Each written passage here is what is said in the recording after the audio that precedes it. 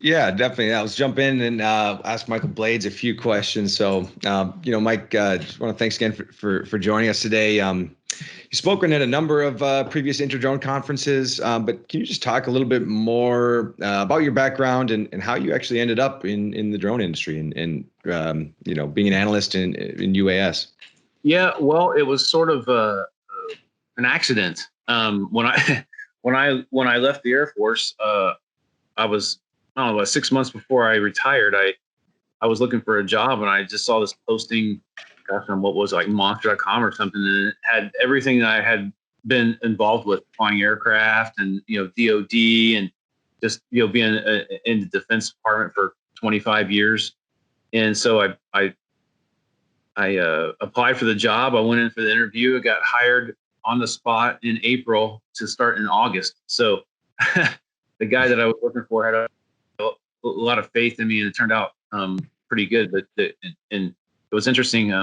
I'll say his name. His name is Wayne Plucker. He's about a 71, 72-year-old man now. Smartest dude I've ever known in my life. He knew something about everything. He was on top of the aerospace, commercial aerospace, military aircraft. He probably knows. He probably forgot more than I know about aerospace. He's an F4 pilot. Anyways, he's retired since then, and I sort of moved up the chain. But I fell into drones by accident. We actually had a guy. His name was Monty, and we hired him around the same time I was hired and he had come from Northrop Grumman, and he was in the drone space, so he was going to be our drone analyst. We had just recently lost our person who was researching drones. This is 2011, 2012. So it was all military drones at that point. Yeah.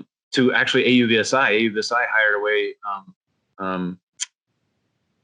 Lindsay Voss, who actually just left there. But she left. Frost went to AUVSI, so we had this open space. He came. He started working. He was listed for a month and got rehired by Northrop Grumman. So we had nobody to cover drones. And since I was the only military person who had any C4 ISR experience, which my experience was flying AWACS, so I didn't actually do any of the reconnaissance or surveillance. I just flew the people who did. I got into that space, and then just from being in the aviation background, just branched out into all the rest of the aviation stuff. So I had focused from the beginning on military UAS, and then as the commercial space came along, I had to cover that because that was a growing market. And really, Frost and Sullivan, from a company standpoint, our focus is on growth markets. We are really trying to separate ourselves now from being this company that does forecasts, because everybody does forecasts, and we always joke that forecasts are funny because they're always wrong. It's just a matter of how wrong. And so we really are focusing on growth opportunities now. We still do a little forecasting, but we really are looking at where are the growth opportunities in a certain market going to be in the future. Mm-hmm. So it was an accident that I fell into it, and I've been working on conducting research since the market started, really with the Phantom camera drone in 2013, the Phantom 1. So I am overwhelmed at times because my responsibilities are everything unmanned, along with counter UAS and now UAM. So it's a lot of stuff to try to get your head around, and I can never get it all. So that's why I'm glad I have friends like Brian to help me out. Yeah. He gets a lot of good information, and he writes a lot of good stuff. Yeah, right back at you. In the UAM space. So. Right. Actually, I get all my ideas from your two Twitter feeds. So I've been so busy lately, I haven't tweeted much. But, yeah. Well, I used to do more primary research, but it's, new position, 5 different shows. I don't have the time. So just steal your ideas. Back to talking more about growth opportunities. You gave a webinar earlier. I think that was in April, the 2020 UAS Outlook. Can you just at a high level hit some of those kind of key takeaways, and has anything really changed since that webinar? Would you tweak something if you were to do it today? Well, we were just starting with COVID, right? Yeah, exactly. And so that report came out, and I was almost going to be published in COVID, and people were like, well, you need to put something there about COVID. And I'm like, okay. Because I did put a little thing in there, and basically what it said was, I think it's a double-edged sword with COVID, where we're seeing a reduction in certain drone use because companies just can't afford. to experiment. Coming through in the process of adopting or had contracts, the companies that were going to contract out for drones maybe didn't have that capability more because they weren't bringing in that revenue because whatever it was. So that went away. But the opportunities produced by, responding to COVID increased, delivery of critical items, medicines, kind of like an extension of what Zipline does in Africa, a bunch of different things. And then I heard today, I was on a webinar early this morning, and a couple of gentlemen from the UK were talking about opportunities for COVID there. And one of the things that they mentioned was we understand remote inspections, remote site surveys, not like cadastral surveys, but just remote viewing of areas. But he's also talking about virtual tours. And instead of having someone with a camera to do a virtual tour of a home or around a job site or something, using drones for it. So the COVID has increased the need for that, or the requirement for that. So there's been some use cases that have been highlighted and emphasized by COVID response. So hey Mike, can I ask you the use cases in terms of response to COVID? What kind of a market size are we really talking about there? Because we've all seen the headlines about demo projects and pilot projects, but has there been like a significant market there? Oh, here's the thing. That's the reason why I didn't change my report, because I just put this thing in the beginning. I thought it would take me a long time to try and ferret all that stuff out to understand what the actual market opportunity or the addressable market would be. And I don't know that can be measured because, like you say, it's a lot of trials. It's a lot of Zipline starting their thing in North Carolina, and Alphabet doing more here, and Drone Up and the Skyscopes companies that weren't doing deliveries before, working with companies and then doing deliveries because they're very. So that was the interesting thing that I've seen, is that companies that weren't focused on delivery before, but are smart with how they operate drones, were able to adjust and be flexible to integrate that capability into what they already do, whether it's inspections or whatever, because they had the platforms, they had the know-how.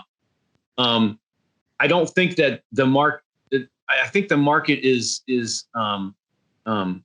what's the word? It's notable, but I don't know that it's significant yet. I think more of what COVID has done is bring a positive exposure.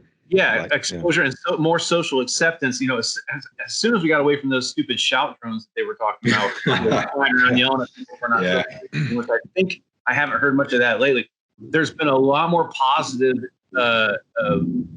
response to what drones have been able to do, where the stories have come out. I think there's been a couple of things about the taking the temperatures from far away with like the Dragonfly drones, where that's been up and down and up. Now, I don't think that's the use case. I think the use case is expanding upon what Zipline does so well, and what Wingcopter has been doing well, and companies like Swoop, and that's delivering critical items in areas where either there's a lack of infrastructure or there's some sort of barrier, whether it's a waterway or mountains. Mountains, like in Europe, and what DHL was doing with delivering stuff, or islands, whatever, like what Mike was talking about earlier, where you instead of taking a ferry to deliver something, you can deliver with a drone. I have several examples. I wrote up a little paper for my friend Matt Dunleavy at Skyscopes to discuss all the different things, and this was a couple months ago, that had sort of bubbled up because of COVID. There's the islands in South Korea that they delivered some stuff with a rather large, I think it was a Hydrants drone, which that's another technology that's very interesting to me, because as it was pointed out to me, and I hadn't really thought about it before, that's really the only end-to-end green solution, right? I mean, you can say drones are green if they're all electric, but that's not really true, because they're getting charged by things that are being powered by fossil fuels, right? So, right. I mean, for the most part. So the hydrogen thing is it's like a game of 3-card money, just hiding. So back to the original question, we're seeing the growth opportunities as it relates to COVID. I think the growth opportunities will be on the back end of that, with the socially more accepting of delivering things. But I think the real return on investment is going to be delivering critical items, not last mile, more middle mile, things that need, things that are being required now. People aren't really requiring food.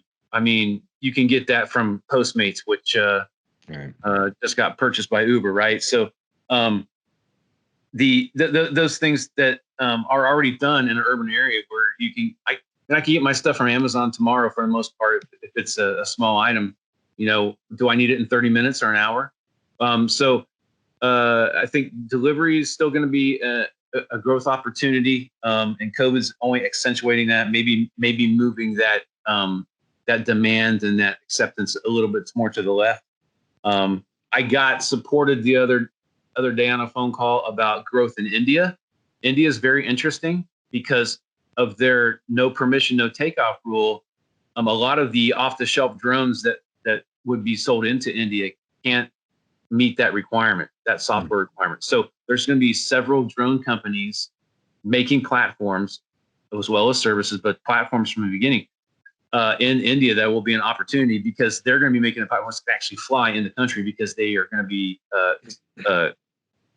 able to meet that requirement of MPNT. So that's it.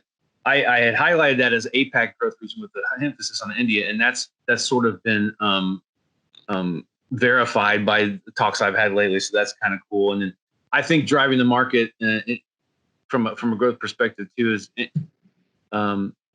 anything that has to do with AI that's not hype, and it's not AI not just for navigation, so computer vision for navigation, like what Skydio does, but also AI for the data processing. Right. There's going to be a lot of data that needs to be taken in, and if you can have, or that is taken in, if you can have AI algorithms that separate what you really need from what you don't need, that reduces your processing requirement and allows you to reduce your time to data. So those are some of the things that we're seeing from a growth perspective that are opportunities. What else? I totally agree on what's valuable in AI, what you just said there. I'd heard at the PX4 summit when Lawrence was talking, he was saying that, detect and avoid systems, those need to be standard. That's not going to be something proprietary that you can sell your product on. That's actually a base level of safety that we're going to be required to have to just be able to scale operations. But the difference between being able to get, from data to insight, and using the proper algorithm, training your data up, so get started now if you haven't already. That's where the real value of that comes in, because now you're able to actually assess how much work you need to do on a pipeline, whether or not your lines are in good repair, and actually plan your business around that. And also, especially on the agriculture side, to make any movement in the U.S., I think you need to get more than what we have with current sensors. You have to actually get into insights that improve yield. Yeah. Well, guys, I know we're going to be coming up on time shortly. I want to ask Michael one last question regarding just the autonomous future. What do you see the future of this technology? What's the future for the role of pilots? What may we see in the next 5-10 years? Well, I don't think drone pilots are going to like this. I know DroneUp did a study recently when they were doing the delivery stuff that showed that you could move things quicker if you were flying it manually than if it was we discussed that. Yeah. And that is all fine and dandy, but then I like DroneUp. I like Tom Walker, but from a I like what they're doing, and I think they'll probably change with the times, just like everyone else will need to if they want to stay relevant. But a time factor is great, but what's the cost savings? I mean, if you have an automated drone that's flying around, if you have 10 automated drones that's one person can watch flying around stuff, and it doesn't get there as quick if one person's flying it, what's the cost difference? Because you're using a person to fly one, so the largest cost in pretty much any operation is manpower cost. So when you take that person out, what is the cost savings there, and is it worth that extra minute it takes to fly that distance? And the answer is probably it's going to be more advantageous for you to have autonomous systems. So I think the future is autonomous, semi-autonomous. I mean, you could look at the ConOps we looked at from UAM earlier that Brian discussed so well. And it talks about human within the loop, human on the loop, and human over the loop. And human over the loop is automation, right? Almost full autonomy there. I mean, I think, well, that probably is full autonomy because all you're doing there is monitoring. And I think that's the future. I think it's going to be multiple drone operations from a centralized location. You see the drone in a box companies, which is my next report that I'm doing for subscribers, is drone. It's going to be a report on the drone and box market. And that's what they're focusing on is obviously for that to really take off, you're going to have beyond visual line of sight rules in place because that's where the real ROI is from beyond visual line of sight. It's not operating over the horizon. It's operating remotely. So when you can take a bunch of drones and so the way I see this is very interesting use case is that, you have a set of drones in a box, say a set of Percepto drones, Aerobotics, whoever you want to talk about. There's 20 some odd, 30 some odd companies out there that I know of that are developing either proprietary or platform agnostic, depending on what their business model is. And interestingly enough, you see a lot of these drone box companies also focusing on a vertical, which I think is interesting because I think that's what we've seen where we've seen real success in the commercial drone services markets is the companies that focus on verticals because they're getting really good at doing a specific set of applications better than anyone else. So you see companies that focus on ag, companies that focus on security. But what I see is you have these set of drones in a box around a perimeter, say, and they're either queued up to operate by a warning, some sort of security warning, or by some sort of time frame where it hits some certain amount of time. They know they got to take off and do this specific inspection.